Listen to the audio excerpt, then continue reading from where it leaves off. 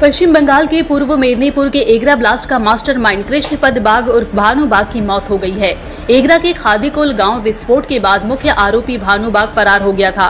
उसका ओडिशा के कटक के एक अस्पताल में इलाज चल रहा था। वहां गुरुवार रात उसकी मौत हो गई है। पुलिस अधीक्षक अमरनाथ ने कहा है कि उनकी मौत रात करीब 2 बजे हुई है। वहीं भानु बाग का बेटा पृथ्वीजीत बाग को शुक्रवार को एगरा थाने ले जाया गया। उसे कोर्ट में पेश किया जाएगा। एगरा के खादीकुल गांव में बीते मंगलवार को एक पटाखे की फैक्ट्री में हुए भीषण धमाके में कुल 9 ग्रामीणों की मौत हो गई थी।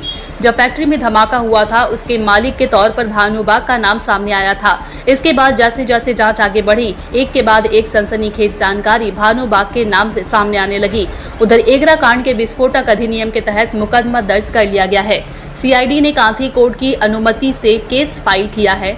यह मामला हाई कोर्ट की टिप्पणी के बाद दायर किया गया था। हत्या और हत्या के प्रयास के तहत मामला दायर किया गया है। भानु समेत 3 लोगों के खिलाफ मामला दर्ज हुआ है।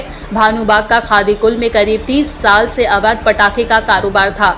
उसके यहाँ बने पटाखे काफी प्रसिद्ध थे, लेकिन धीरे धीरे पटाखे की वह लत जानलेवा हो गई। वहां से उसने गांव में अवैध पटाखे की फैक्ट्री बना ली। जिन लोगों को सरकारी परियोजनाओं में काम नहीं मिल रहा था, वे पैसे के बदले अपने धंधे में लगे थे। रोज का काम के बदले में पैसा दिया जाता था। गरीबी के कारण लोग भानु बाग की फैक्ट्रियों में काम करने के लिए उमड़ते थे। फैक्ट्री में काम करने वालों की कमी नहीं थी। बुधवार को फैक्ट्री में धमाका हो गया। धमाके में भानु बाग के भाई और भाई की पत्नी की भी मृत्यु हो गई, लेकिन भानु बाग गंभीर रूप से घायल हो गया था। मंगलवार को हुए धमाके में जहां इतने लोगों की मौत हुई, वहीं भानु भी 70% झुलस चुका था। जब फैक्ट्री में विस्फोट के बाद पूरे गांव में चीख पुकार मची थी, तब भानु एक मोटरसाइकिल पर सवार होकर मदद के लिए बंगाल से फरार हो गया। भानु बाग कटक स्थित अस्पताल में भर्ती था और वहां भानु बाग का इलाज चल रहा था।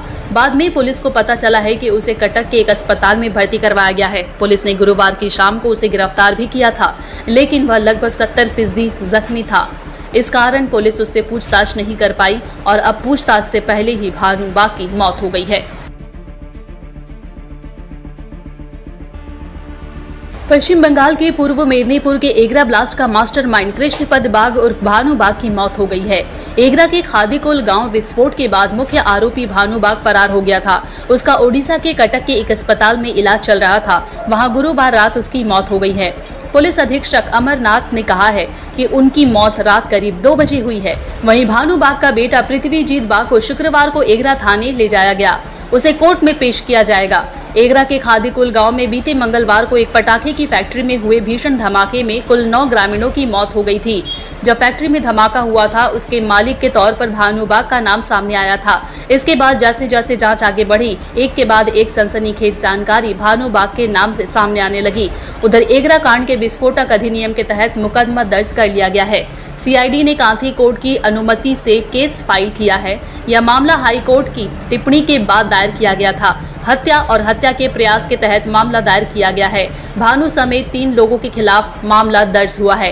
भानु बाग का खादीकुल में करीब 30 साल से अवैध पटाखे का कारोबार था। उसके यहाँ बने पटाखे काफी प्रसिद्ध थे, लेकिन धीरे धीरे पटाखे की वह लत जानलेवा हो गई। वहां से उसने गांव में अवैध पटाखे की फैक्ट्री बना ली। जिन लोगों को सरकारी परियोजनाओं में काम नहीं मिल रहा था, वे पैसे के बदले अपने धंधे में लगे थे।